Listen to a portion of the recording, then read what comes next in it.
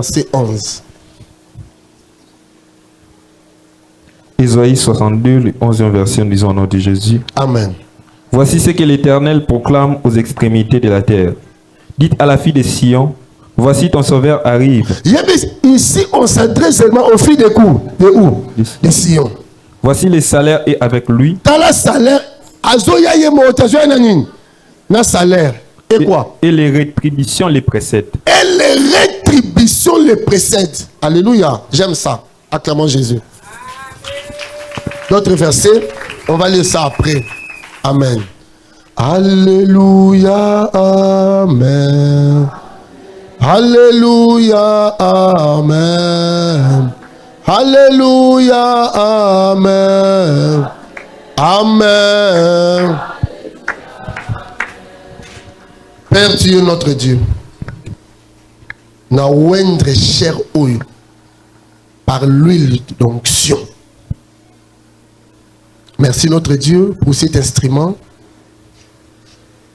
Là où ta parole sera prêchée dans toute la vérité et dans toute la liberté.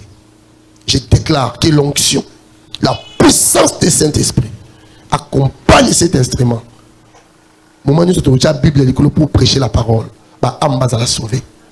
Open zambe asombe onzambo pambolaye. Na kombo na somasia. À partir de maintenant, cet instrument est devenu une chose sainte à l'honneur de l'Éternel. Au nom de Jésus-Christ. Et comme un instrument du temple. Au nom de Jésus-Christ. Amen. Acclamons pour le roi des rois. Amen. Que Dieu bénisse notre sœur Mérite Moussini Binda Sombi cher. Alléluia. Voilà, que Dieu soit loué. Amen. Bienvenue le Seigneur. Ça fait au moins 2 semaines que vous parlez sur les actions de Jésus-Christ. Les actes de Jésus-Christ. J'avais dit la fois passée, quand on parle des actes de Jésus-Christ, amen, n'allez pas trop loin. Prends seulement Luc chapitre 4, verset 18.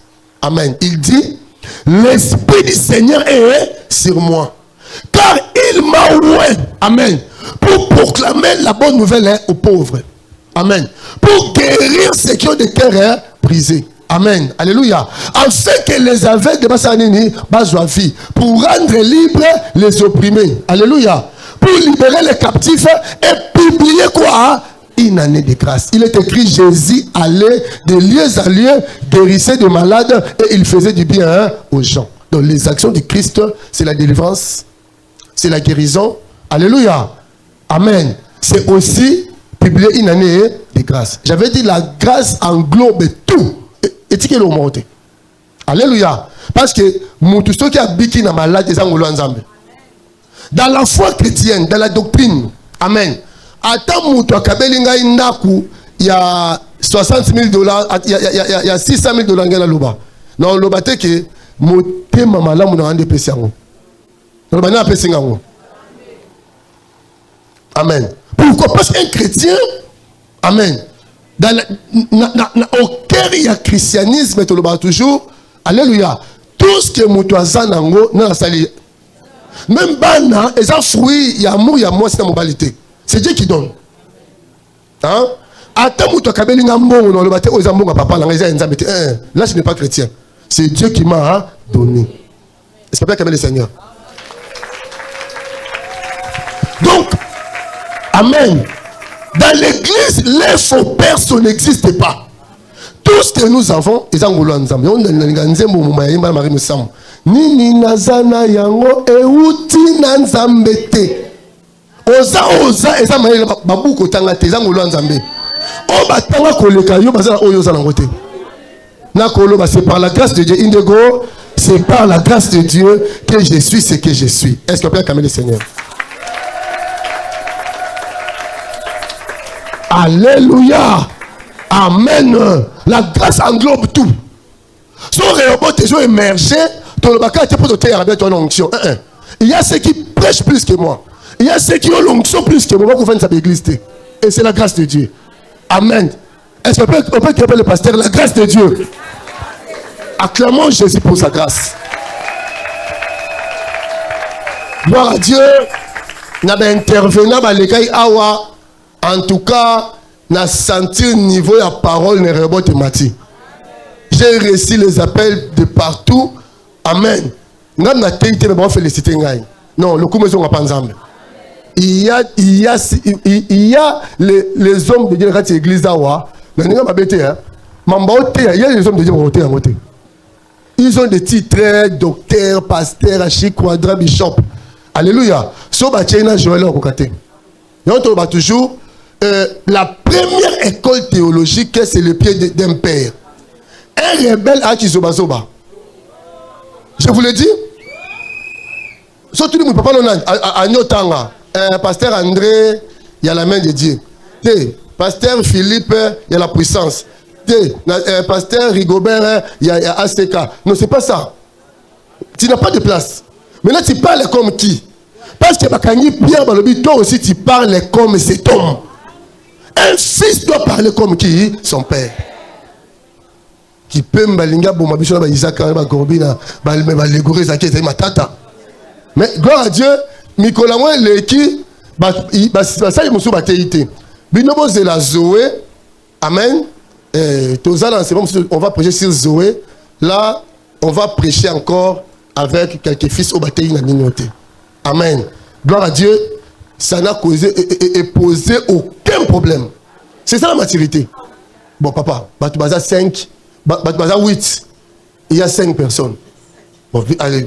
C'est quoi ça? Il faut 3 bassani. Nous sommes les prédicateurs à vie. Donc, au terrain, donc, les Kambabaché, c'est vraiment l'enfantillage. N'ébité. Gloire à Dieu, avec nos serviteurs, ça n'a créé aucun problème. Est-ce qu'on peut quand même les dire pour ça? Alléluia. Voilà. Amen. Alléluia. Nous avons parlé sur la délivrance de ma destinée. Amen. Donc, clôturer, dédicace n'a sur la délivrance. Amen. Alléluia. Et on nous a lu le livre de Matthieu, chapitre 21. J'avais dit la fois passée, ceux qui ont étudié le Nouveau Testament, amen. Alléluia. Ils vont comprendre que le Nouveau Testament commence avec les 4 évangiles. Amen. Parmi les 4 évangiles, il y a ce que nous appelons l'évangile synoptique. Amen. Les 3 premiers évangiles sont identiques. Et ça, et Kokana.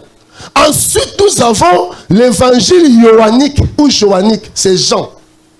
Jean a sa particularité. Amen. C'est pourquoi, si vous voulez prêcher un miracle de Jésus, alléluia, il faut d'abord faire une étude hypnotique. Amen. Pour regarder, alléluia, qu'est-ce que Matthieu a dit à propos de ces miracles? Qu'est-ce que Luc et Marc ont dit? Ensuite, si le miracle est aussi identifié dans l'évangile johannique, autant comme l'exercice qu'on avait fait la fois passée, hein? On a vu le miracle à multiplication de pain et qu'il y a hypnotique dans Johannique. Parce qu'après Johannique, nous avons les actes des apôtres. Après les actes des apôtres, nous avons les épîtres polaires. Évangile il y a Paul. Ensuite, nous avons l'Apocalypse des Jean. Quand il dit l'Apocalypse, il y a plusieurs livres apocalyptiques. Dans cet testament, c'est quoi? Daniel, alléluia. Zacharie, Esaïe sont des livres comment? Apocalyptiques. Il y a un apocalypse de qui? Des gens. Alléluia. Maintenant, si on fait une étude hypnotique, nous allons comprendre que d'autres versets disent, évangiles disent, Bababi, na brousse, nous commis, na village.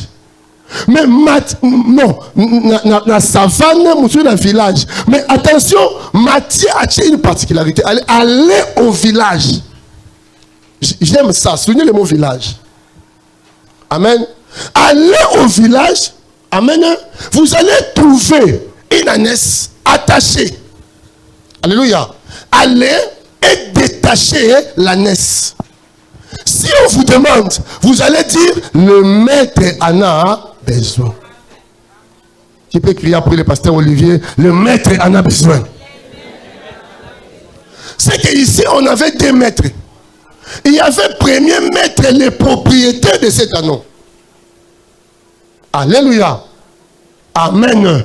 Propriétaire, il y a un Oyo, Azapé maître. Est-ce que c'est bien compris? Jésus s'est révélé comme le plus grand maître et propriétaire, il y a Batouanios. Amen. Et voilà, les disciples sont partis comme Christ avait parlé.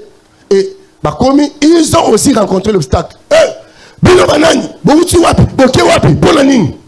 la question à policier congolais. Alors, tu as une question à répondre. Tu n'as pas vacciné. Tellement, ok, si on répond, alléluia. Abino, le maître a-t-il détaché cet anneau? Amen. Alléluia. Le maître Anna directement lâché, libéré la naisse, à vie. Donc, et puis, matin, la naisse sur la terre. Vous comprenez ça? Les deux disciples, pour la naisse, il est écrit, non, vous t'en sanité. À matin, il est pas Jésus. Mais Jésus a eu un matin la naisse. À ça, c'est que nous appelons l'entrée triomphante à Jérusalem. Alléluia. Tu vas jouer un manteau. Tu vas pour ta parce que ils ont dit la critique dans biso. Moi ça mon Yuda, Allah t'a dit pour ta tête. Les hommes balongoli ba manteau et les femmes balongoli ba robe. C'est bien compris? Tandis pour la naissance à moi likola nini. Likola bilamba. Pourquoi likola bilamba? Et criait comme un comportement. Il criait, alléluia, gloire au ciel et à la terre, alléluia, aux âges dans les lieux très hauts. Béni soit celui qui vient au nom de lui. Il criait, ma phrase, l'éternel, c'est Jésus, maître. Donc, après ça, ça, c'est les sabines, église et la salle de mort, et la cimetière.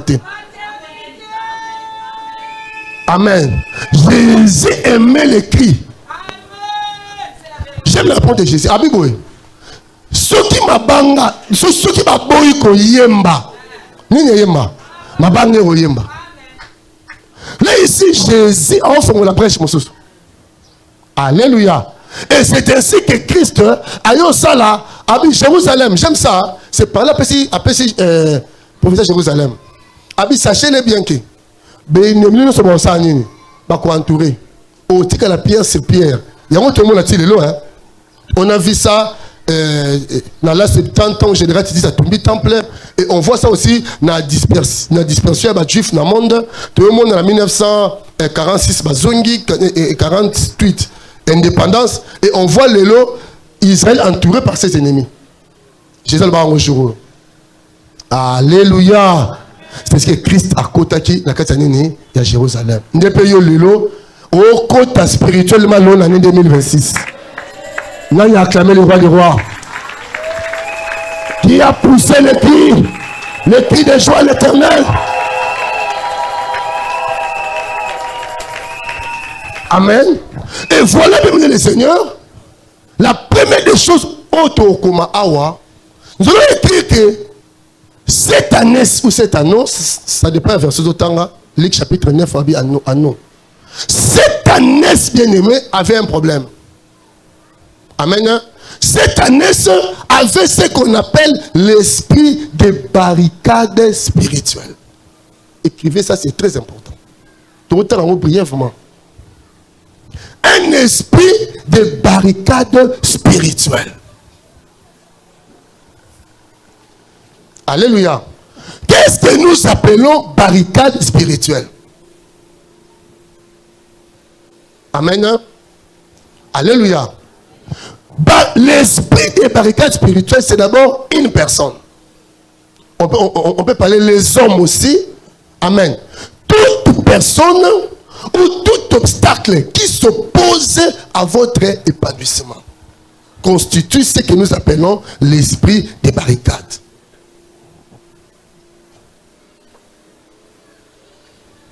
Alléluia. Soulignez le mot personne et obstacle. Amen. Donc on comprend, quand on parle de l'esprit des barricades, sachez-le bien que, alléluia, on voit d'abord toute personne, amen, tout obstacle, alléluia, qui s'oppose à votre quoi? Épanouissement. L'épanouissement, c'est la volonté de Dieu. Nous avons séparé des moutons, Vanda, alléluia, c'est ça, hein? Année aux adresses. Année aux adresses. Netinga Penza, sur la 4 télé. Et pendant Kabila Koti a l'élection, combien d'élections? Pour votre information, chaque carte électeur est une adresse dans. Mais c'est ça le problème. Alléluia. Alléluia. Eh bien, c'est ça de le Seigneur. Et ce qui nous a donné aussi l'idée, non, on doit éviter cette vie. Amen. On doit construire quelque part pour éviter cette vie. La Bible déclare aucune richesse n'a été comment éternelle. Parce que nous sommes après si nous tout le temps travailler. Amen. Selon notre loi, déjà à l'âge de 60 ou 65 ans, il faut monter une retraite. Amen. Nous sommes en train de 75 ans à la caca. Très compliqué. Alléluia. Donc, les célibats, les problèmes, nous sommes célibataires, nous sommes à Bali, nous sommes en évolution de la vie. Dieu aime l'épanouissement. Amen. Alléluia. Ce moutou a ça épanouité. Alléluia. Très compliqué. Alors, il va développer ce que nous appelons un esprit de stagnation. Amen. Maintenant, pour cette année, l'obstacle, c'est qui n'est corde. Et il y avait aussi des personnes, ces bergers. Combien on n'a plus rien là. Il y avait ces bergers, ceux qui ont dit qu'on ça la mouvement pour la poids. Alléluia. A comme on a cheval. A nous ça n'est pas mouvement. Alléluia. Bah il va bêtiser. Et ça la ni. Parce que cette année ça avait un problème. Ce qui va pas attacher il y a 5 mètres. Alors il y a une dimension combien? Il y a 5 mètres. Dans 6e mètre, il peut voir. Mais il n'aura pas le pouvoir de faire quoi? De toucher. Comme dans ta vie aussi. Alléluia. Il y a des choses dans la vie. Mon sacoli à comment? Hein? Toi aussi tu peux voir. Mais quand Simba et c'est l'homme sous.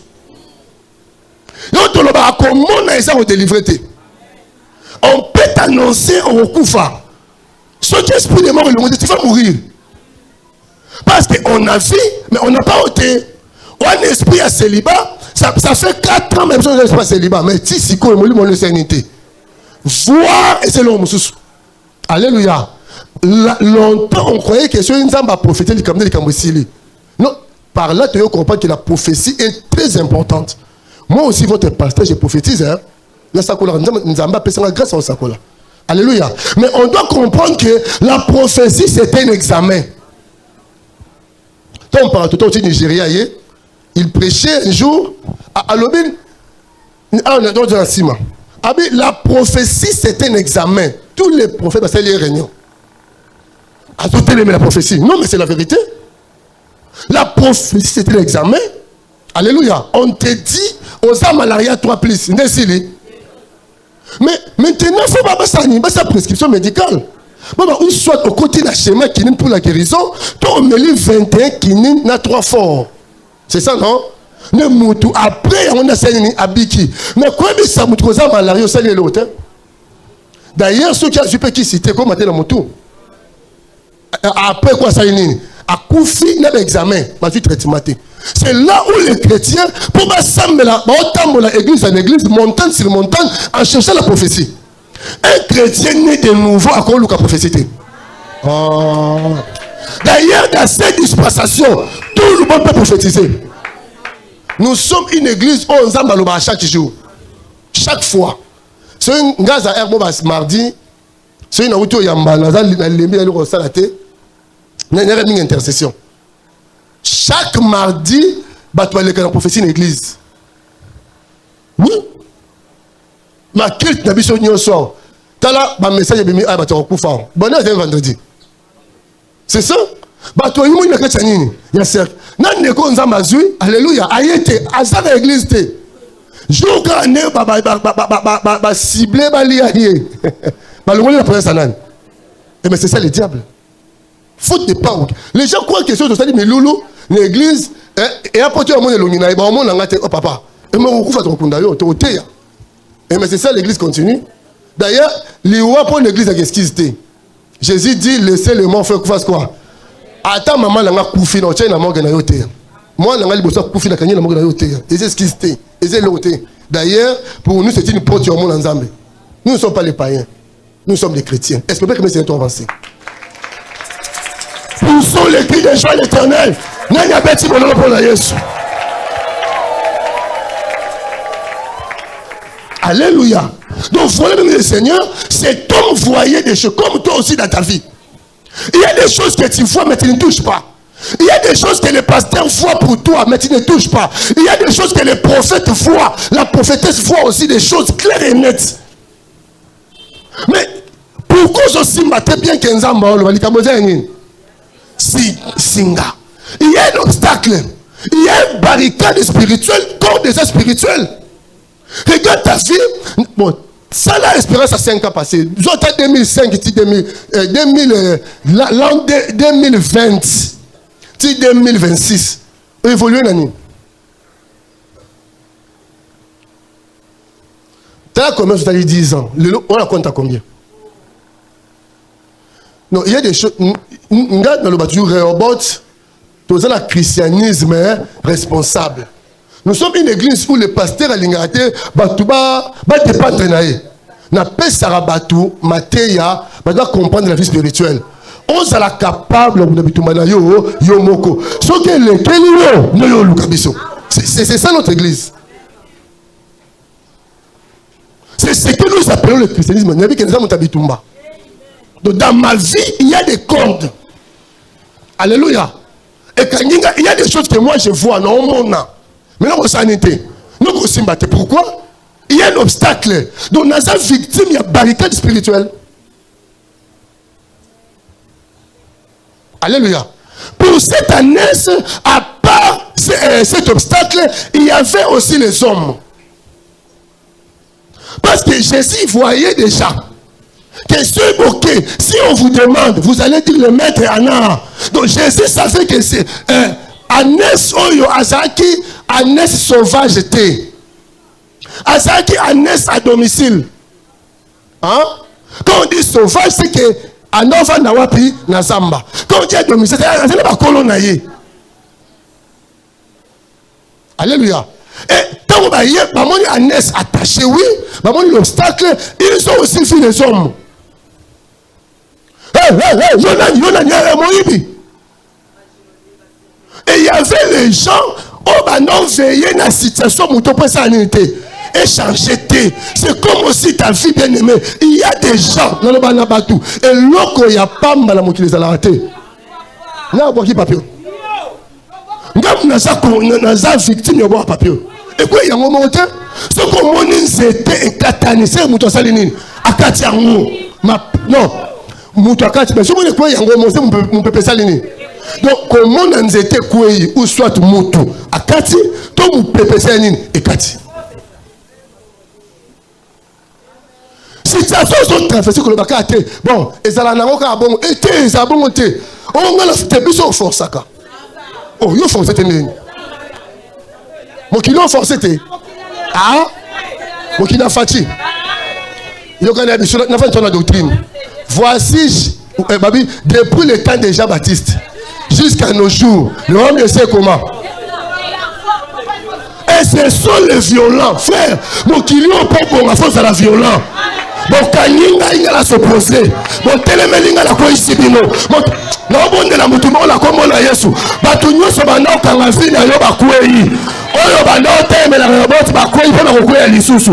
L'église est que les sikata mabesa nini et que mazo beta mbongo sikana sali.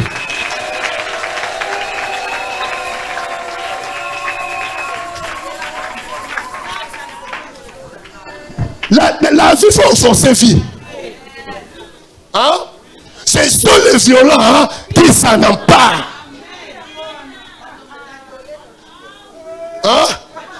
luka. Soko teka teke loko. Ngaku na mi le nzambe langai. So les pasteurs tenir la luka na quel kivu. Koko ma rebelle na quel namba mine. Moi ce que ba congolais. Mindele bazoya ba comme millionnaire après 3 jours en boka na bino. Minéraux ataka katango luka on sa kopa mine. Mais biso ba prisonnier nzambe. Moi on sa makambo la boye. Mais c'est ça le problème. Est-ce qu'un Congolais a carré mignette? Un chrétien. Tous ces limitants. Mais moi je connais les pasteurs, les mêmes. Les pasteurs à carré mignette. A Ozambon, yobi muto à côté. Frère, n'a vu tout à côté. Ozaka boya zo avancé. Maloba na yo finga muto là ou empêcher ne l'autre côté. À quoi avancer ça ta bouche? Que tu sois vivant ou pas, en sanine, à quoi avancer? Donc on voit, quand on dit barricade spirituelle, tu as des anines. Non, c'est quoi? Toute personne, tout obstacle qui se pose à quoi? À ton épanouissement. Écrivez ça, c'est très important. Les barricades spirituelles, par définition, c'est quoi? Barricade, des points. Amen. C'est toute personne, tout obstacle qui s'oppose à votre quoi? Épanouissement. L'épanouissement est à 6e mètre. Alléluia. Mais les hommes, babaché obstacle, yasinga. Et les hommes étaient là pour s'opposer à quoi? À son épanouissement. Ce qui attaque il peut se déplacer. Mais la moulaïka est nini. Il y a la sagesse bantou le biso ntabanya la singaini. Yozantaba. Nous Dieu dit mon serviteur montera, il s'élèvera, il sera très haut placé. Bando sala musalo ça fait 10 ans la banque aux combien?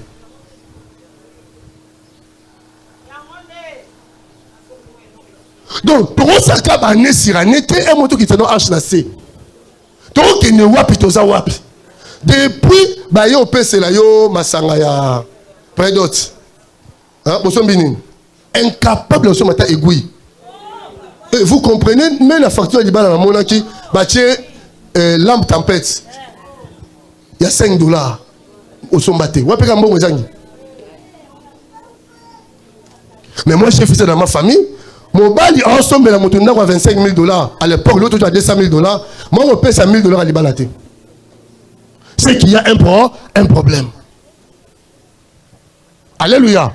Donc, par la première définition, on voit barricade spirituelle, alléluia, comme toute personne, tout obstacle qui s'oppose à votre épanouissement. Sachez-le bien, bien aimé, quand vous viviez, il y a des forces qui s'opposent à votre épanouissement.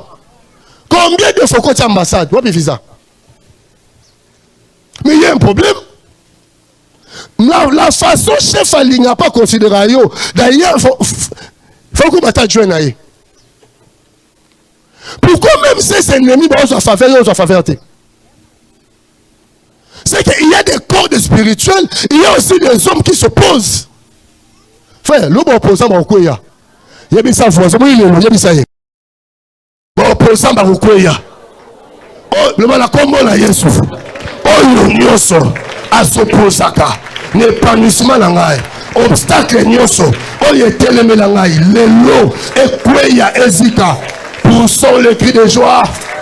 Oh, la bête maboko. À quoi ici l'obstacle? Qu'est-ce qui surveille ta vie?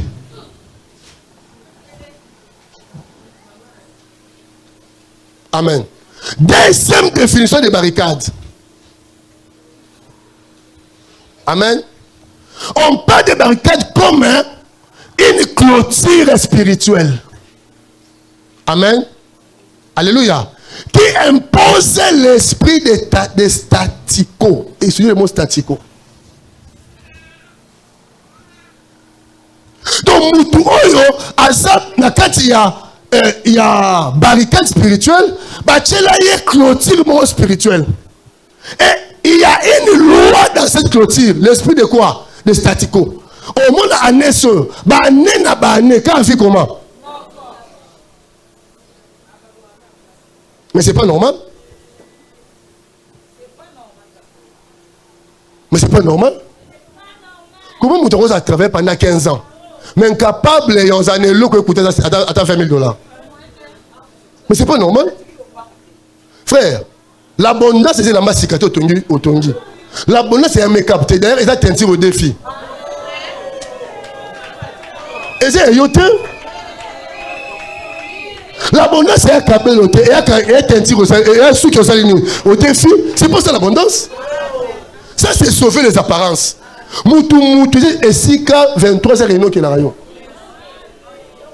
Autant le plafond, tous à wapi. Ne ressemble bien cette année. Ne blague pas.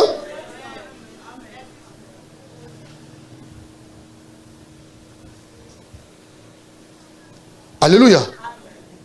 C'est ça le problème. Amen. Il y a des clôtures spirituelles. Attention. Et clôture en question, et ça en dans village. Babi, allez au village. Makamboyo, alléluia. J'ai essayé à téléviser la ville de Jérusalem. Mais Makamboyo, ça m'a wapi. Dans le village. C'est que dans la spiritualité, on doit destiner à mon tout déplacer en haut. On look à Moussana Congo, on s'en a bagata. On s'en a nkini. Sinon, comment vous voyez Makambo, n'a pas noto na yo. Ba noto ba total c'est que vous ça clairement. Il y a un Job comme le grand prophète, il dit en réalité dans l'homme c'est quoi? C'est l'esprit. Tu es en Europe, aux États-Unis, mais la nuit, tu te retrouves dans votre village, dans la maison de ton père. Sachez-le bien, poissonner qu'il n'a pas tout. Aux Alandais.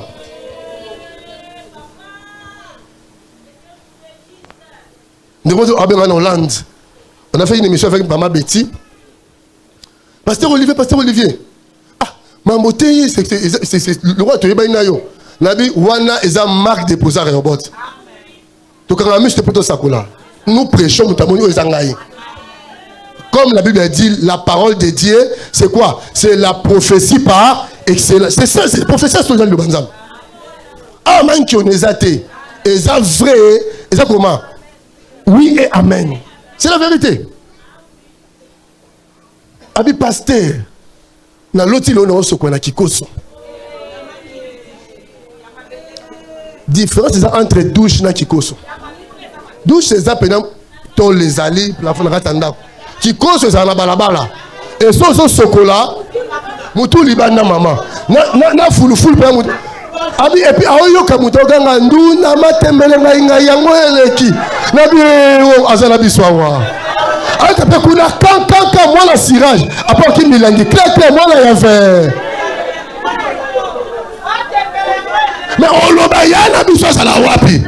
Mais spirituellement, c'est la Kinshasa, on a boum.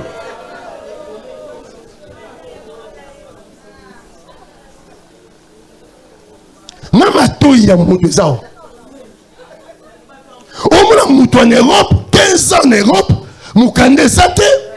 Alléluia. Libala malonge Zate, Kobote Zate, parce que sur la boti, Nanzela Ban à cause de quand même vie. Donc, va bloquer, c'est ça.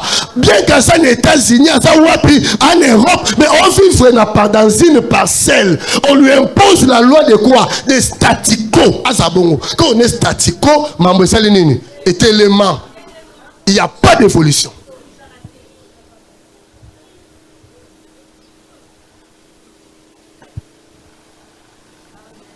Alléluia. Frère, beauté à la délivrance. Non, beauté à la délivrance, j'ai hésité. Paul parle de la délivrance. Tout dans la chimie. C'est ça. Hein? Alléluia. Ma cambo bien aimé. Soyez bien moto Zakara. Jésus-Christ est avec moi. Je ne manquerai de rien. 100% Jésus-Christ. Papa.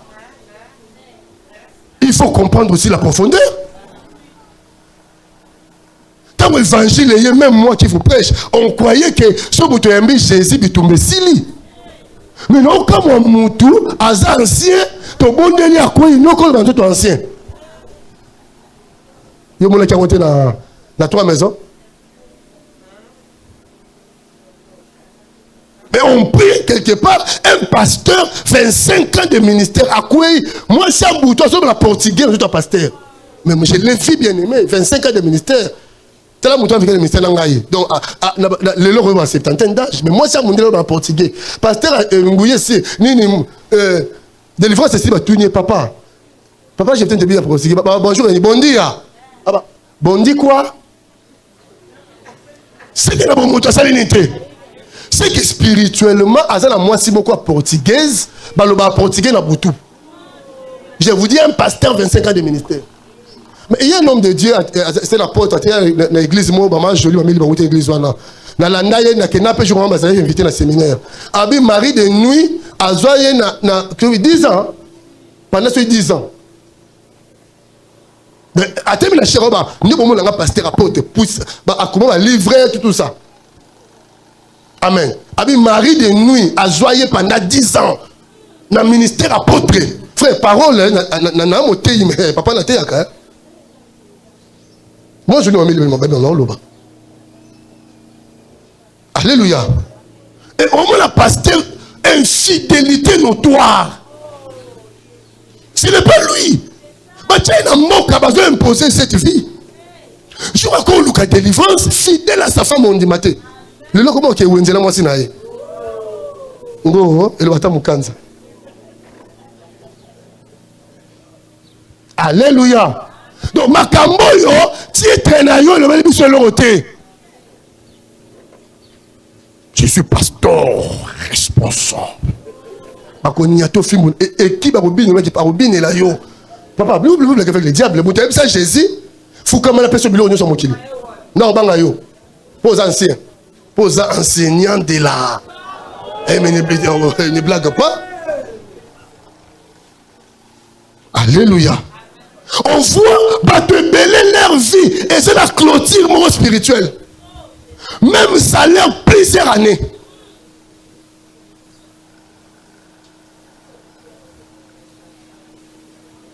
Amen. Voilà. Donc ce qu'on fout naku, on fout minerva la bana, on fout maïna courant. Bon, fait cette sagesse fait si là. Le bas la comme na Yesu. Cette sagesse maléfique, hein, il faut tika vie nangai. Na bimi na ba clôture nyoso. Oyo ndako papa nanga e imposant ngai. Na bimi na clôture nyoso, oyo mboka na uta e imposant ngai. Acclamons Jésus le roi des rois. Quand nous sommes dans clôture. Maintenant, dans cette clôture bien-aimée, les géoliens où les hommes contrôlent tes entrées étaient sortis. Clôture voilà et empêchera les bonnes personnes de côté de la vie. Quand on a mis sous fongola, Moutoumala m'a la vie dans Roumeli. Moutounio son zambati d'accord bien fêté, il faut que vous Moutoua a ajouté le lot de la vie, pire yonde voilà.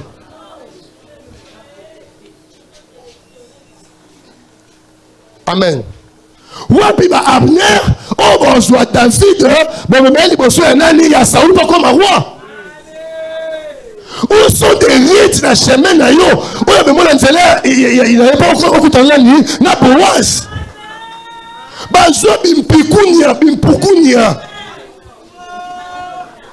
Bache nanzela.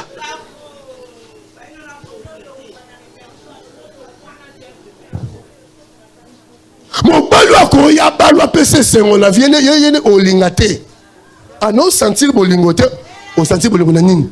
On la clôture. On se la prison spirituelle. Moi yo bima avec cet homme au sanini. On bima la clôture au bala. Quand tu vois dans une famille, binonio so al mutabala ça t'est la famille. Sachez le dire que vous avez la clôture. Mon bali nyoso akoya po bimission la clôture nde muto boa ki na mai oya ndo beta oti na balabala banzete ne atabeti o lendi lo boko lukai we bisano ezande nini no ay nga inzambe za chance dans za mobali hein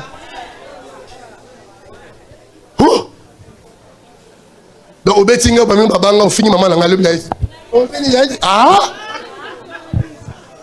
nga za pede ko corriger yo. Ceux qui peuvent me brancher, on joue à l'Osanine, on est branché. kaka na bolingo ezalaka nango mpe mais tobi ya ndenge wana te. Pourquoi? Parce que cet homme mutu aye penza na bon sens. C'est quoi olinga te? Âge peso qui est déjà comme 28 ans. On peut ça 30 ans botte. Mais au moins ma makambo yo chaque mais aux gens qui ta clôture, il y a pas de mariage. Ko dendo denda ba olula yo. Mais il y a des hommes ba olinga pour ça apéritif. Peut-être on a dit la tête. Talent, botte qui en a qui ne soit.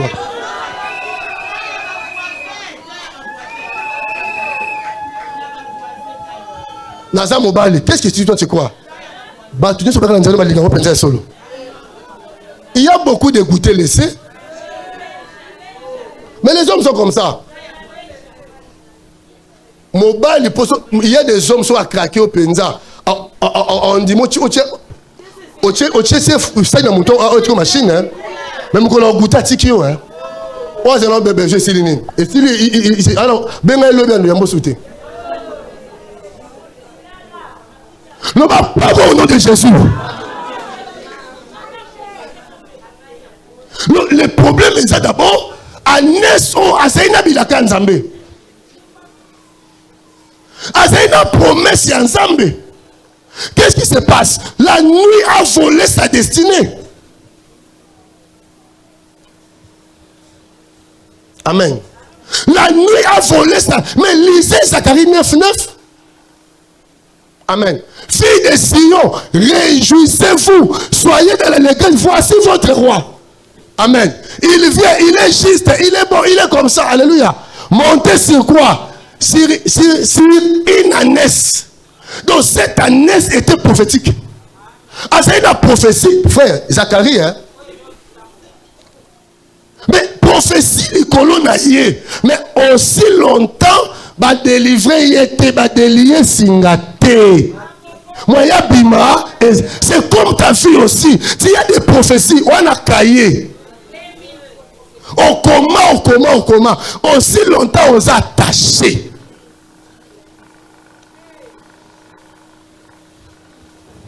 Attaché où? Dans le village.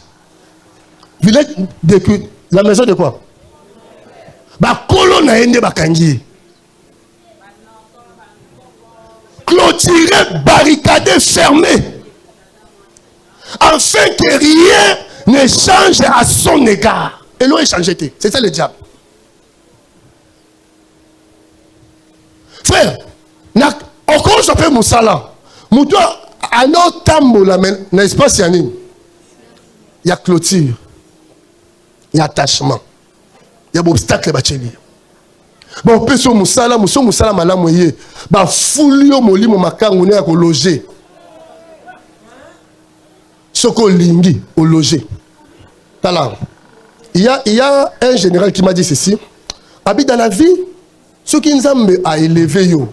Le niveau il y a papa dans le niveau il y a Zaki nango. Abi, souvent on a peur yo linga, bano ya basi baza très pauvre. Pourquoi? À cause de Zeminanko. Pour avoir part ya fortune. Amen. Abi vi mon rang na ko linga tena sambwa. Dans les réseaux sociaux. Alléluia. N'a ressemblé le parent. N'a un grand homme politique. Mais chante même maman. Dans la vie, soza yanki mingi au sambwa. Vous comprenez? Baro okongwa na likamwa. Oyebi loi ya culpabilité na innocence et primaka. Dans la vie baro cho ba couleur ya nyoso. Hein? Au moins la couleur ni piqué. Si on pas couleur blé après 3 ans au moins pembe sani. Donc c'est que couleur blé la pas couleur wana c'est un mensonge na pas couleur qui. Attends après 2 ans 3 ans vérité sani. C'est ça la vie. Et puis bana ba wanga na mutuka ya mobali na yo. O talika moi no tali Daniel Obiaï. Il n'y a pas photo. Maintenant, il y a des gens comme ça, il faut zipa batrouana. Moi, on peut investir, A au sombi, au loger. A au sombi, au loger. A au sombi, au loger. Au passé au sombi, comment moi si wana? L'objet n'a aucune retraite. Tu sais que tu as travaillé pour les autres. Oh, mais ma famille au sommet, va bénéficier. D'ailleurs, fille mère à la paix. Au Botinaïe, après déjà 3 ans, à ce moment là, on moi na wana. À Bali Paké, yo tikali kabo. C'est une génération qui a fait conseil. Mais au moins, tu me souviens du mbongo. Frère, et l'autre, aussi mbongo c'est l'autre.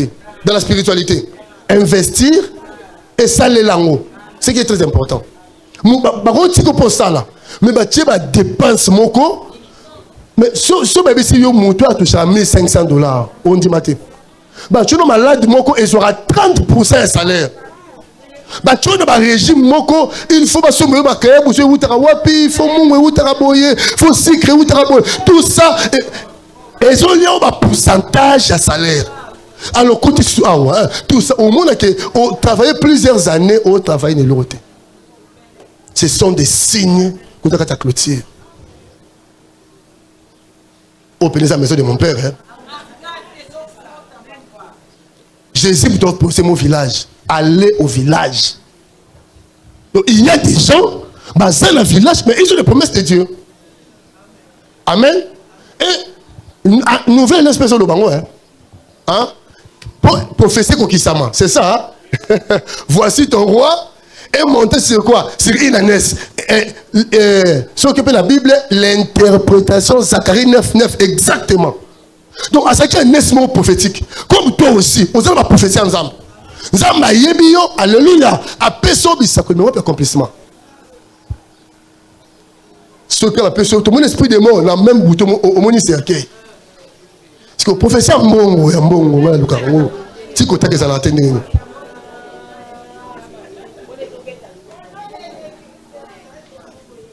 Amen. Ma cambo sur sambelité. Et ils ont avantage sérieux. Paul parle de là. Papa, je vais lire 2 Corinthiens chapitre 2, verset 11.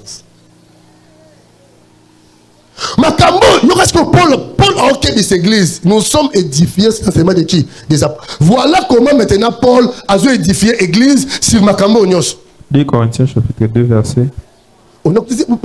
Verset 11. Vous allez monter l'année.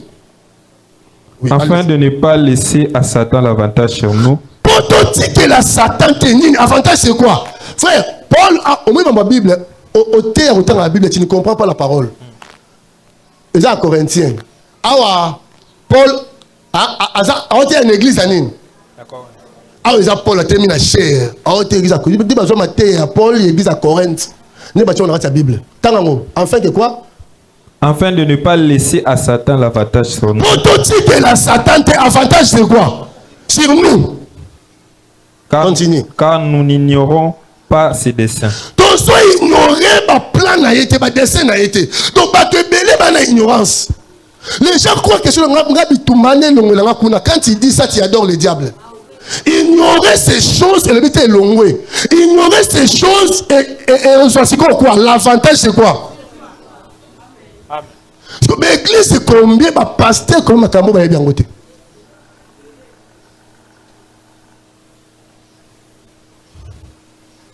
Makambo pour la soloba, ceux qui te bien aimé, ceux qui t'ont sambelité et reçoit avantage du coronavirus. Au devant c'était, ils ont l'avantage.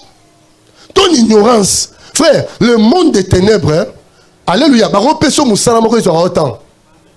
Aux autres ensemble la tête. Satan t'a fait ça. Ami a moutou pas diable qui mbongo. Pour la ami à Samson, bah paie ça une forte somme d'argent. Satan ça mouille parce que la banque moi yibi ami qui même 40 milliards na libellé ama moutou moko. Et à cher. Alléluia. Nous voyons papa. Comme vous avez écouté ça la tête, j'ai prié. Nous sommes comment avec papa. C'est nous ces choses et aux avantages du coup la vie. Il y a des personnes qui disent aura les dessus.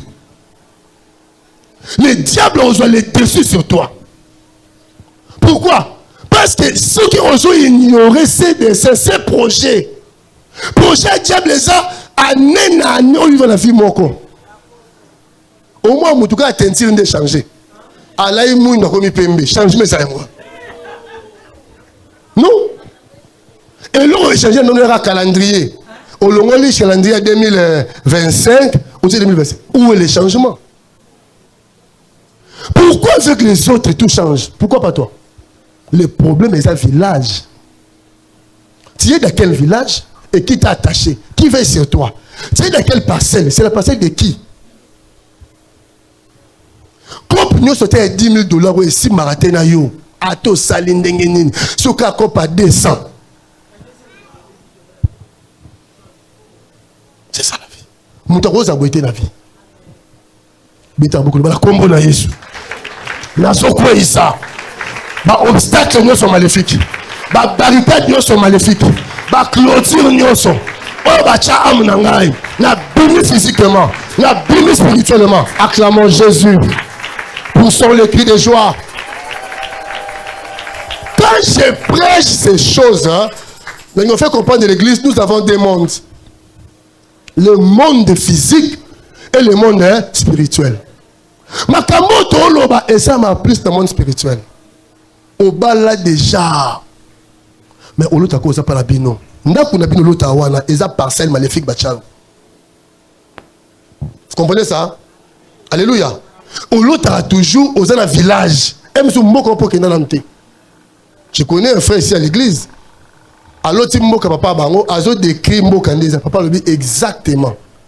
Mboka na biso po koma fo le kama yimi balé. Kinois né grandi ici, même à Lukuno a combattu. Mais na bouton ça la année. Yango attaque de nuit à mois prochain. Thème nango eza que dit-il de la nuit? J'ai ça tes frères. Ah non, j'ai avancé les athées. Faut s'amener là. Bato bakangi mutu, ça kolo mutu. Village à papa, papa, c'est son sang de salinine. Et attaché. Amen. 1 Thessaloniciens chapitre 2 verset 18. 1 Thessaloniciens 2 le verset 18.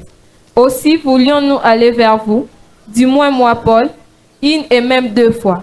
Mais Satan nous en a empêchés. Satan nous en a quoi? Frère, où est Paul? Hein? Alors qu'il y a Rome. Alors qu'il y a Malamoto Bami Balé. Mais Satan tout ça. Si Paul a kidnappé pour Satan, nous avons volontaire nous embêter. Alors bien c'est Satan. C'est un coup de pété. Parce que Satan t'a salinine empêché. Bon, néo le cannabis, c'est Satan qui t'empêche aux gens.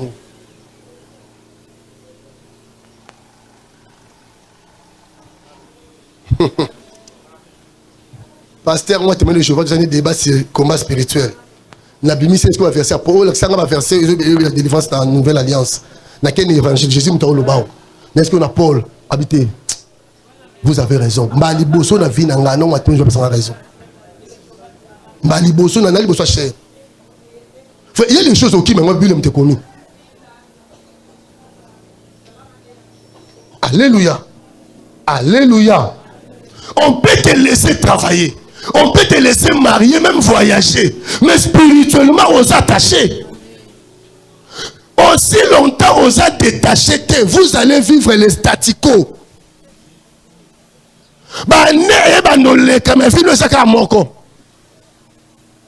Alléluia. Soit avancé, mais comme cette année s'est attaché au village na Moka. Alléluia. Jésus a dans la ville, mais Moutou Jésus est dans la ville, Ababakanye wapi na Moka. Ba prophétie ensemble likolo na ye. Comme moi et toi, alléluia. Ba prophétie zo quoi ya c'est quoi le rôle en vous là. Mais le problème est ça là où vient Mouteza comment attaché. Frère, au y a qu'église c'est pour toi. Hein? C'est pour ta maison. Tu ne fais pas pour moi. Ah non, Sambela Nzambe bien aimé, Luka Nzambe malamu. Bimana ba cri, na ba slogan. Parfois papa, makamo so mo ba aventure, ba to ba bongela ngo fi après l'église. Ne blague pas. Il y a des gens, oh, so mo pela ko Luka Nzambe, je suis le pasteur. Tu sens que si tu t'es salénine, échanger. Amen. Son attachement est changé. Comme ministère, au moment il priait dans l'église, oh, aspect église, habitant à Rehoboth, oh, il y a suivi à Rehoboth, est-ce qu'il y a sanité? Parce que l'assemblée nous amène la conscience. Alléluia. C'est ça même le Seigneur. Amen. On doit prier. Moutou bakangiye, anabilaka Nzambe. C'est la prophétie. Oui, moi, oui. Le fils est de la promesse. Qui t'a dit ça? Mais il faut chercher la délivrance. Ne bloque pas. Tu sais, le cas où tu connaître tu frapper à son âme. Tu sais, sa mort, c'est parce que, au moins, il peut se trouver dans Zambie. Les oignons se font interpréter spirituellement. C'est surprenant pour vous. Mais pour les intercesseurs, c'est surprenant. Il sait. Quand on a eu une crise l'année passée, je lui ai dit, vous avez un problème, il y a parcelle. D'ailleurs, mon l'argent moko suié. Pasteur Tokotala. Amen. C'était un jeudi à salle qui nous s'appelle pour naïe. Le samedi, tata moi ça yotika lettre. Abi soki botik le pango là te bo signer arrêt de mort na yo. Aye dimanche na lettre, c'est mon frère, Dieu m'a dit ceci. Le pango yo signé ba teka soko boy okokufa, bana na yo bo pesa ngo le côté. Aye c'est le pasteur. Le pango ani teka maté. Na li bo soit cher. Mais la semaine passée non le ba makambu ya il y a héritage suivi. Et le dimanche, c'est un message d'esprit de mort. Ne va pas 6. Attention, mon frère. Qu'il n'est qu'au signé. Mais pourquoi c'est un mot? Dieu nous a dit, il n'a pas écouté ma parole. Donc, il pose une alliance à Rehoboth, qui est là, là. Au coup, il faut que tu aies. Mais ne blague pas. Mais nous sommes en alliance, tu ne respectes les clauses des alliances. Frère, nous sommes en lobby. Tant que nous sommes sango, nous sommes en famille. Mais pasteur, papa nangai, pasteur Azoba. Ce qui m'a oué bazara awaza zo kabiso. Je lui ai dit 4 pas intéressé ba yebi. Ku Isaac alobi, nzamba tikila ta 3 ans. Pour ailleurs ça fait 3 et le il est en dangouane. Mais papa, ozobelo ozobika, oza ba crise. Obi, je sais pas. Nabi papa na ebi c'est à plusieurs reprises le pas oba tekabi ah papa tikana. Tu kan ça yo pando boya. Ngabelo nyanga na soma kyang. Frère, le pango muto ka pasi koteka, eza le pango muto asombi. A mon na pasi ba brique a boakaki. Siko eloko yo sombité, ya yo pété. Ah siko yo ki, bana siko yo. C'est ça le problème. On essaie de teka, je parle na yo, qui est à l'angaba, à la lemba, à ma tête. Somba mou ete ni chabana bavanda. Attends ma loukou. Kinshasa zara quelque part. Tu es moutafan la Kassangoulou, on s'en inter, la Pullman. Tu sais, cette mort doit nous instruire. On doit écouter la voix de Dieu. Et on s'en va mieux vaut d'aller dans une maison de deuil. Parce que la maison de deuil, il y a des instructions. Si on il faut d'autres instructions. Un jour enseigne un autre. C'est Thomas Koufi. Qu'est-ce qui a fait Kakoufa? Et puis, au-delà de ça, tu vois que Moutou, attends, mon lala liwa. Na vie bongi saka. Cause la lobby, moi, Jésus a dit, malheur dans Moutou, à son cas, na osa, le lobby, ça, m'a dit, Jésus, Moutou, le bas, que le lobby n'a aucun.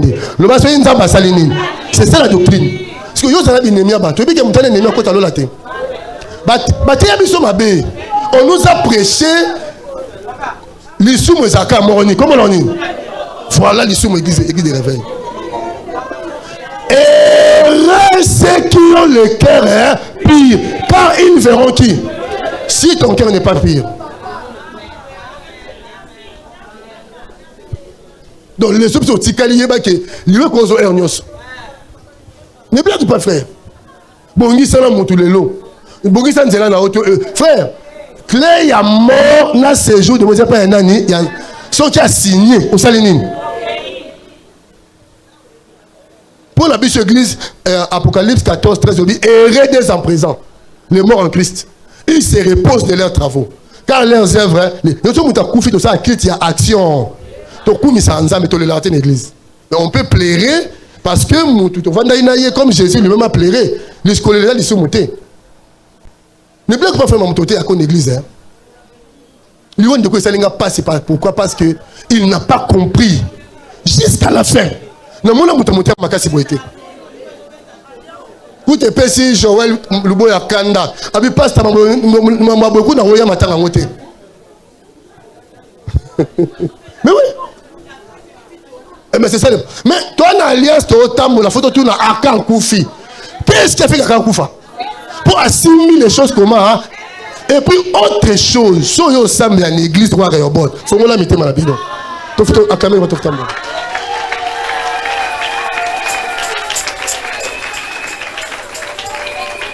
La nièce était attachée dans son village.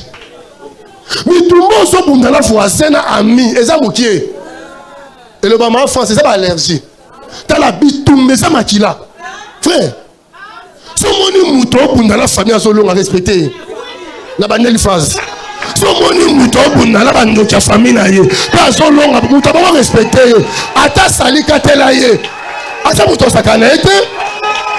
Pour la zone jusqu'à ce que vous allez lutter contre votre propre sang. Toi, tu luttes contre ton sang pour son long. Est-ce que tu vas aller l'église? Ah, Zamalola, mon papa Molayo. Zamalola élève encore davantage de Jésus. Je déclare barricade maléfique, au nom de Jésus. Barricade spirituelle. Et imposant et boukani na komola Yesu. Parcelle nous sont maléfiques. Oh, bah limita finangai. Et quoi au nom de Jésus. Acclamons Jésus. Maintenant, la bête, mon pour l'ensemble.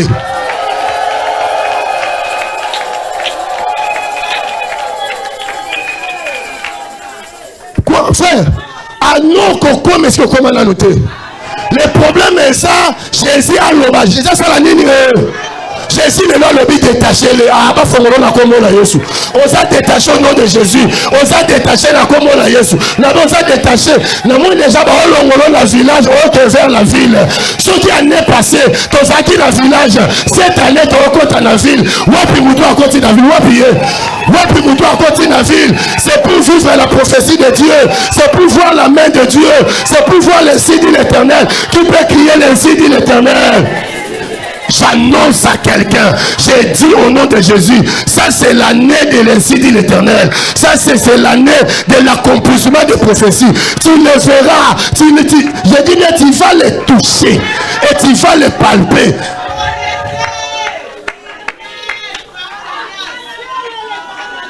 C'est que le village, c'est la maison de mon père. Le village, c'est la maison de mon père.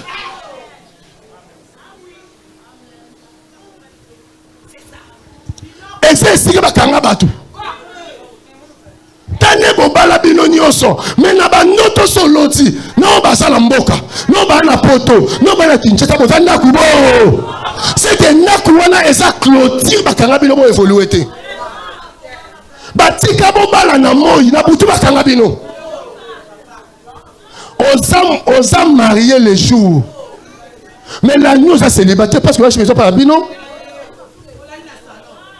Hier le matin ici, tout le temps au Félina, on a fait aussi une prière avec une famille ici, on a un intercesseur.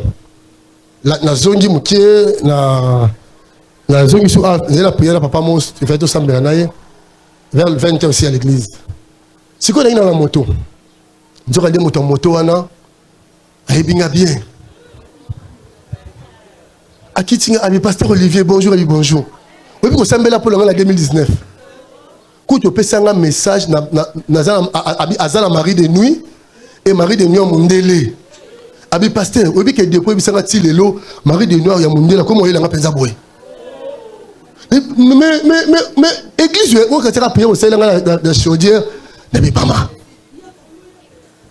Papa, Jésus m'a cette sorte de démons ne sortent que par des jeûnes et des prières. Jésus m'a dit, phrase là, Jésus m'a dit, il y a des esprits qui m'ont zamba au sambeli. Il y a des esprits qui m'ont offrande. Moussou a dit, moussou a hôtel. Il y a des esprits. Jésus m'a dit, cette sorte de démons. Le quoi un kib? Hein? Un kib. Si vous avez au moins un les belés. Pour un kib à l'ongole, on va te belé. Tout le monde attaque de nuit, marié femme de nuit. Tout le monde a Abi pasteur Olivier, je me suis dit, na loti, ba singa tabana na yo, na compté 21.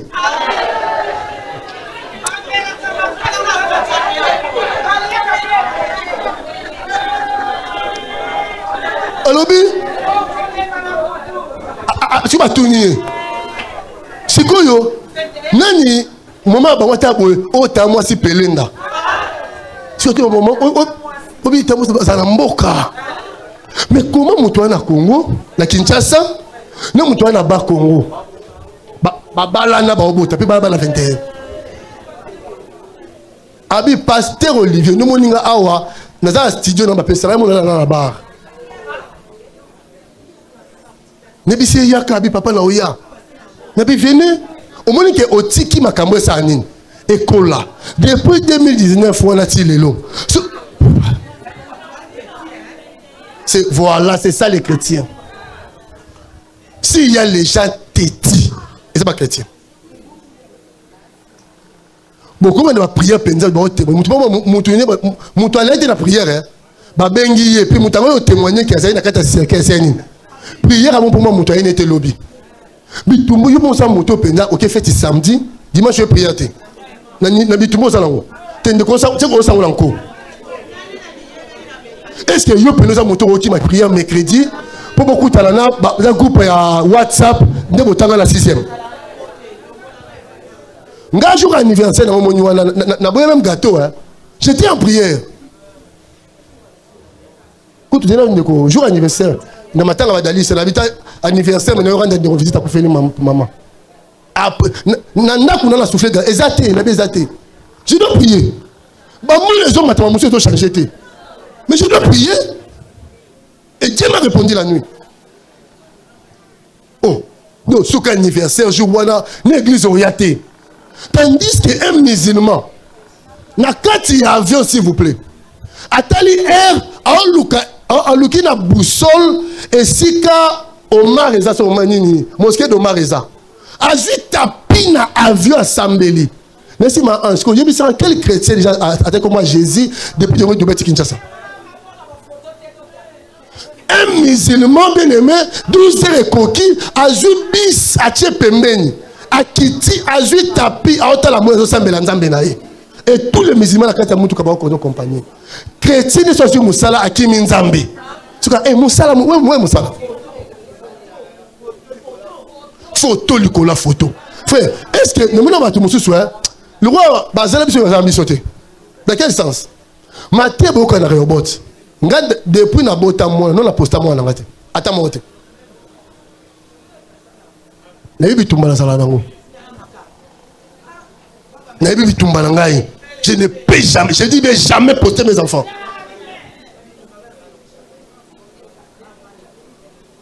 Ah, na réseaux sociaux nyonso. Jamais. Na âge spirituel, ok, c'est pas un marché. Si vous avez un supermarché, et ça place à luxe.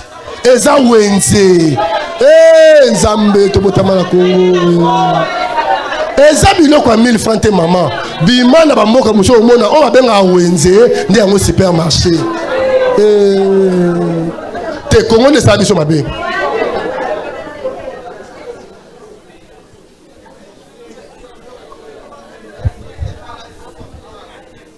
Ye walaka. Obimina mobali na yo, oui, c'est ton mari. Mais libala kutu ya singa de demi. Câble to louke mon ante to somba singa téléphone. Ils ont ton roba la terre. Ne ozo ne siko bo bima. Ola. Okomi na se to bima ki. Acte ozo sala tina na bagata ba osani. Mais ba omona. Mais réseaux sociaux ça partout. Si ba bitala moto et le ba effet mukuna soki au fini ndoki na moi na butu ta makasi ta prière. Et mais c'est ça le problème oyo la yo. Donc, toi, bateau, un Satan, au tombi, un moment, Satan, il y a les gens au monde niveau spirituel, ils fonctionnent dans l'église. Mais au monde, attends la pampers à poster. Donc, na tchema de sur la moto, c'est quoi, on a ça,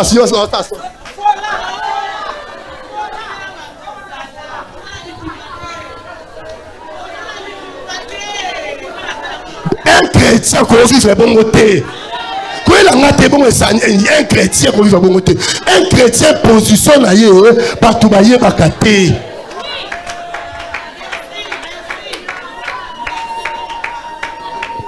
Cette année changé ma mobile ya ça ya yo. Oh zo la qui s'habille là on bosse en caché les qui. Oh. On ningo la s'habille son nini pour bobo tabana bosse la kuna. On ne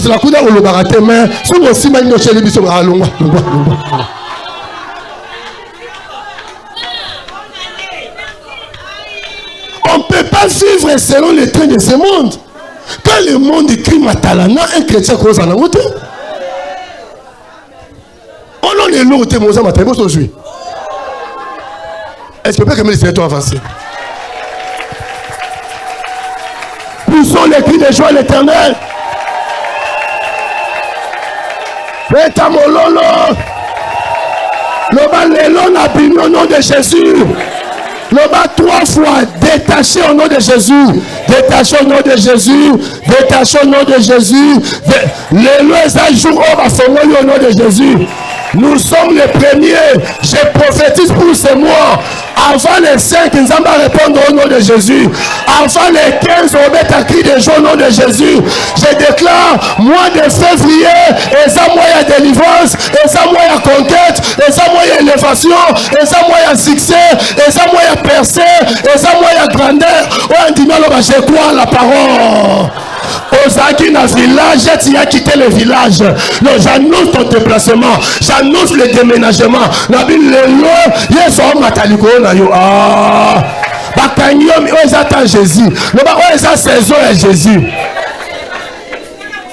Via muto yo ya nes, allez sur ça muto. Via nes yo, ezaki différent. Il y a 2 épisodes. Avant Jésus et après Jésus. Avant Jésus, c'était la brousse. Azaina batuba okangai, azaina singalanini. Tant que Jésus a continué en action, et là il faut singalongwe. Alléluia, soit continué en action, et là il faut singalongwe. N'a qu'à crier délivrance. Le bas délivrance au nom de Jésus. Zamba kango lio lelo. Ba mouvement est libre au nom de Jésus. Wapi batuba voyager cette année. Na fongoli mabana cette année. Na fongoli ma voyage. Comme l'ange de l'église. Na fongoli ma promotion. Na fongoli ma pangu. Na koya ko sambela nzambe le pango yo somba. Cette année, écoute la parole de l'Éternel. Attends ça na $1 écoute cette parole. Au somba ndaku. Non, ça dédicace à ma belle parole au somba. À nous aussi la terre. Au nom de Jésus, je prie et je déclare. Mon nom est loin la brousse. Mon nom est contre. C'est quoi Yesu na matelio. C'est quoi Yesu sa voisin. Yesu a matelio quand on s'embanga. Au commis domaine privé à Jésus. Au commis domaine privé à Jésus. Alléluia. Au commis domaine yanani, il y a Jésus. Toye malome moi au dos. Yesu ayachenga wapi na mukongo. Je prophétise. Anessa o memayo na mabela lipa molina yo. Okopinga lisunze la te. Ta destinée c'est qui village te. Ta destinée c'est Jérusalem. Entraîne avec ça dans Jérusalem. Jérusalem c'est l'accomplissement des promesses de Dieu. Jérusalem, c'est l'insigne de l'Éternel. Soyez les bienvenus à Jérusalem. Jérusalem. Jérusalem, c'est l'accomplissement des prophéties. Jérusalem, et puisque moi est là. Et ça connaît la tinzoto. Le colo quitte village. Et ça connaît la tinini. Nzoto.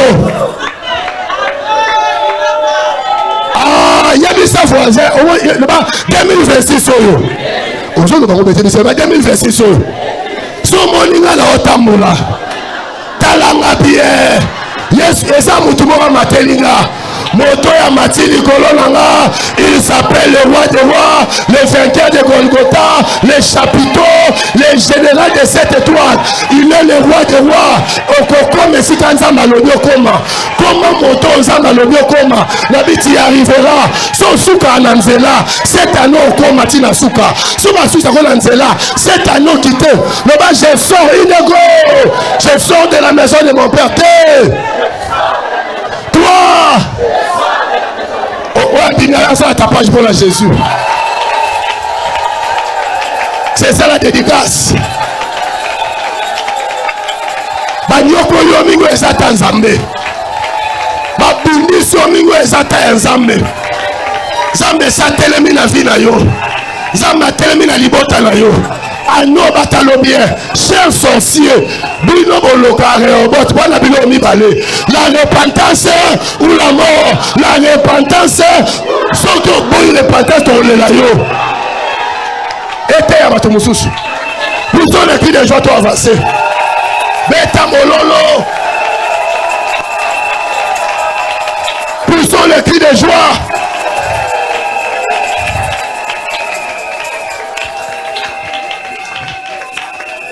Voici ton maître, il vient, il est juste et redoutable, il est monté sur une ânesse.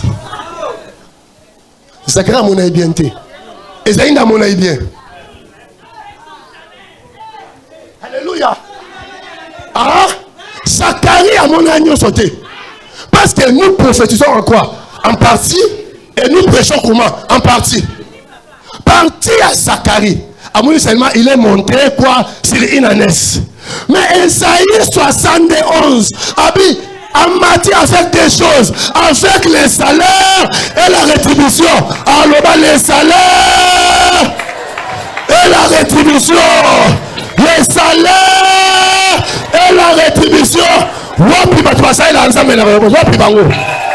Annonce à ma ofuta cash. Aloba ano évangile et pétage. Wapi bato basufe ya osaila nzambe na 2026 wapi bango. Nazoluka bato basufe ya oservir nzambe makasi sete wapi bango. Salaire est précédé yo. Il y a un salaire en janvier, il y a un salaire en février, il y a un salaire en mars, il y a un salaire en avril. Tu auras ton salaire et la rétribution. La vengeance et la rétribution appartient à qui? À l'Éternel.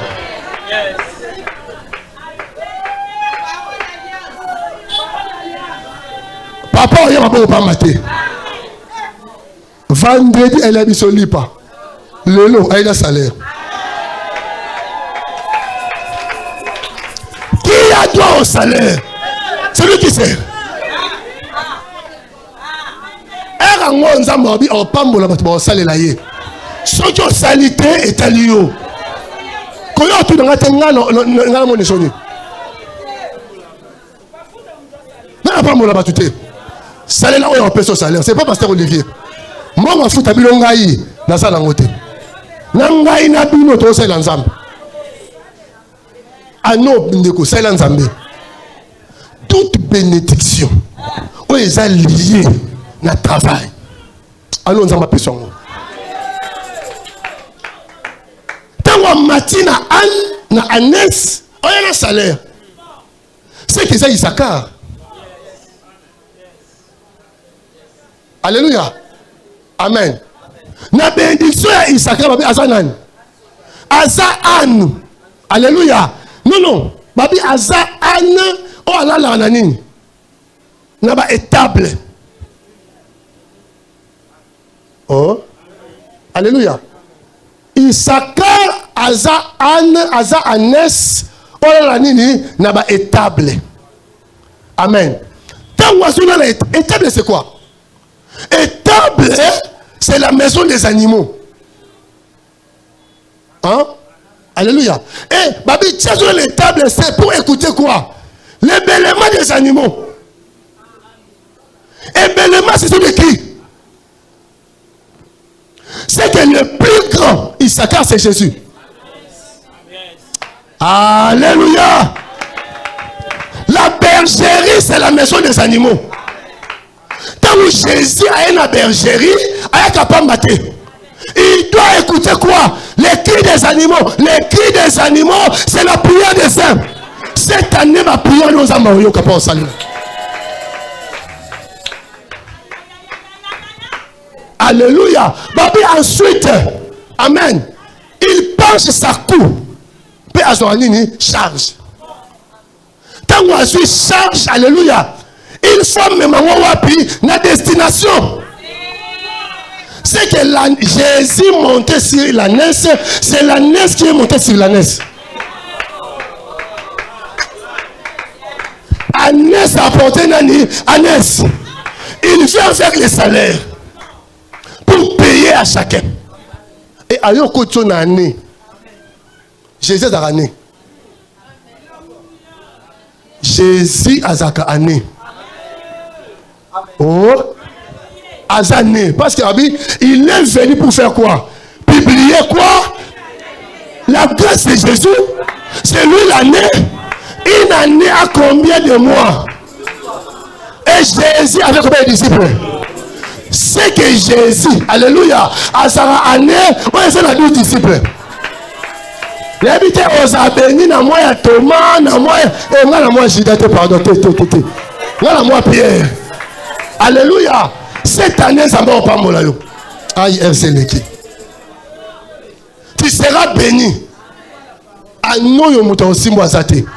Parce que na continue année à Jésus. Notamment en année romaine. Notamment en calendrier romain.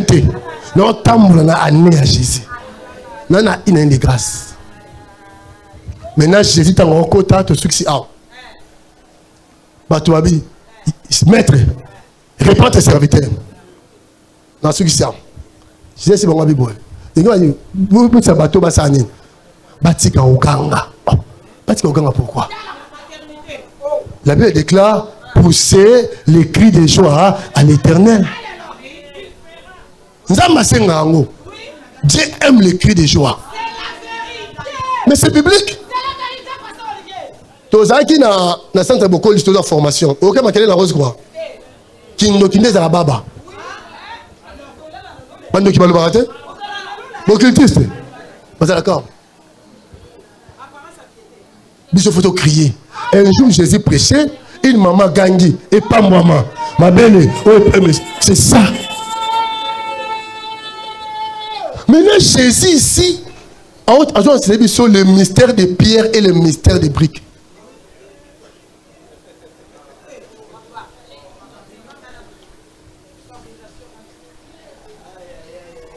Alléluia. Avec ceux qui battent, bah yemite, ma femme est sanine. C'est qu'à l'église, nous avons les briques, on a aussi les pierres. Une église où elle brique, c'est une église morte. Parce que brique et ça mélange. Il y a ciment, sable et l'eau. Atome à nous mettre à brique pour montrer ça en unité. Mais bien sûr, tous ça assemblé de pierres vivantes, l'église, et si comme montre Pelaka, cette année, il y aura le fait chaque jour dans les robots.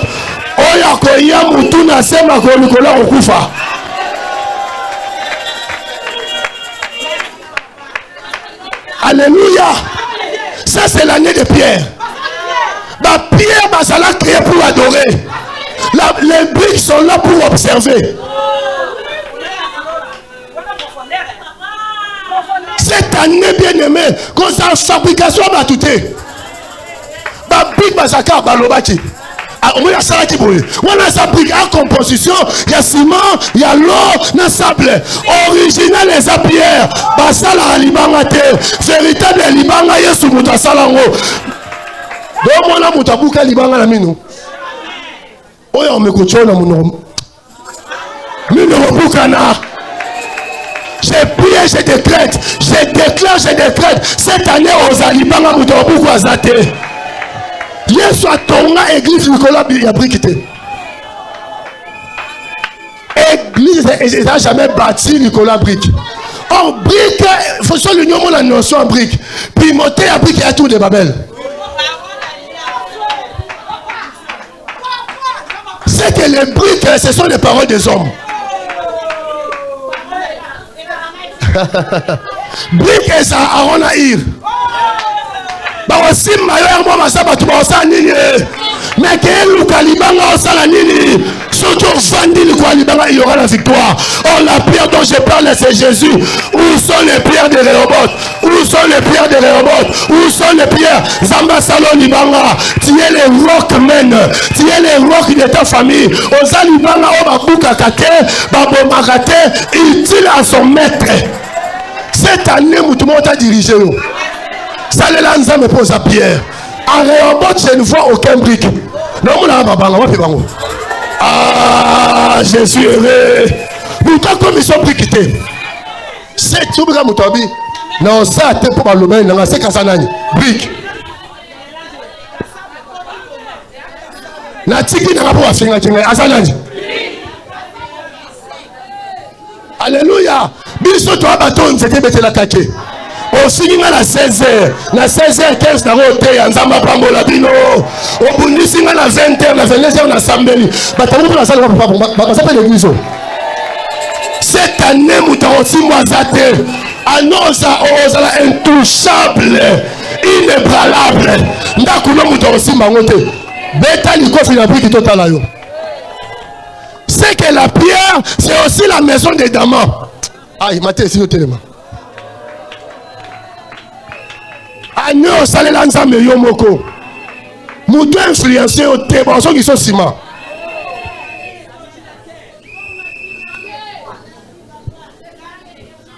Kobo yon se lanzambe te pour offrir plein na moutou moko. Oh, ngai na bo ya nzambo apesi nga pema. Oh ya kufela ngai.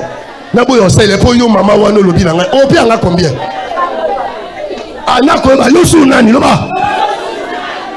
Kaka mutabongo la yebiso okete yemo mo mutaliboso aye. Oh ya 6 heures. Mais Moussa ne peut pas monter maintenant pour y aller. Dans une église charismatique, son monique charisme qui c'est que les gens ont des martyrs dans leur âme. Frère, je suis charismatique. Hein? Ce qui monte manayo et à malamoté, au dégagé on chante. Ce qu'on nous qui réparation avec cet état au sakoli, piton au sakola. Bon, bien on manchoniste était. Piton koti. L'esprit est ouvert. Nakanda. Il a bien dit dans la Bible que ta colère n'atteint pas le coucher. Non, là, la kanda t'es un je suis là. Non, la kanda. Même dans mon mariage, même l'église. Famille, dans notre famille, il n'y a pas de rancune dans la famille. Tu vois pas ni. Babo ko la biso likamboza sa ni. Loba. Bon lobby pour toi famille après tout ça nini. Son peut toi arranger ça nini. C'est pourquoi ma famille est bénie, il n'y a pas de problème. Na suspendre ana qui peut me la suspendre même si je suspendre tu connais prière. Mais oui mais ça bon là-bas là. Coco tante otika na son. Qui peut me suspendre pendant 3 mois. Prière il y a tout prière. Il y a au-delà tout qui ça là bon tout prière. Parce que suspension est assez amour. Suspension est une malédiction. La Bible est un verset. Oh, la Bible. La Bible n'a pas dit ce que tu peux mettre dans laquelle est babé. Nous, et un signe amour. D'un moutou balinga mini de babacha akanaï. Sozo lunga pasteur alongola intention na eliko na yo, oti na pasteur na haine envers toi. Mais c'est ça le problème. C'est ça le problème. Mouto azali banga. Baza bato na église ba boujara te. Attends okyo baloba ti atika baloba. Il ne travaille pas selon la température des hommes. Comment yo moi si le roi ngwe bisanga tabo kende le suivre. Boni bolema boy. Ngai ni nazala ndako na bimi, mutu mwa benga ngata au église te. Ta réponse dans PC en longola numéro na téléphone na. Yesu wa kufa ne kulusu. Moyuda kufeli ngai muyanzi. Mundele kufeli ngai mutu mwindu. Yesu abongo, ngala salela ete. Na lala ape na omiye bate. Mpese pe mka tambolinga na onction nyonso. Ya bateli ngai. Et je pour la prière a dit na kufa te. J'ai vu en Afrique du Sud et hôpital a dit na bala kufa. La cause de témoignage c'est vrai. A dit na bala kufi batu nyonso batena comment batelema les mêmes jours. So pour la prière papa. A dit na bala sekuisa mutu moko na morgue. Mutu ocha pena. Là c'est quoi? Moi non quoi il dit la ganga Jésus et puis est-ce que hôtel lingala te? Até jamais la français. Quand na Swahili. Oui bah moi. A gangi kajina kwa Yesu. Moi ainsi papa bon mi reke onate. Abi zwa moi na kenai. Muda teleme abi ba mi reke ça mais mi reke non ça toujours il fait comme moi Yesu. Abi na hôtel mateska podium mais pour les sika nazali. Podium ya. Je vous dis vous allez vérifier. Mais l'église est partout. Les États-Unis à notre en a été il y a des rames 10 minutes allez à exhorter. La puissance, il y a le banza, mais la puissance. La parole de Dieu est leçon, c'est une puissance. Mais c'est pour la prière. Papa, on a koufat. Moi, pasteur John a koufat. Il y a une image. J'ai au monde à me mettre la Bible. Pasteur. Il n'y a pas fait l'Afrique du Sud. Abi a dit, nous avons prié de 21h à 9h à genoux. Mais je lui ai joyeux. Mais je lui ai fait un matin.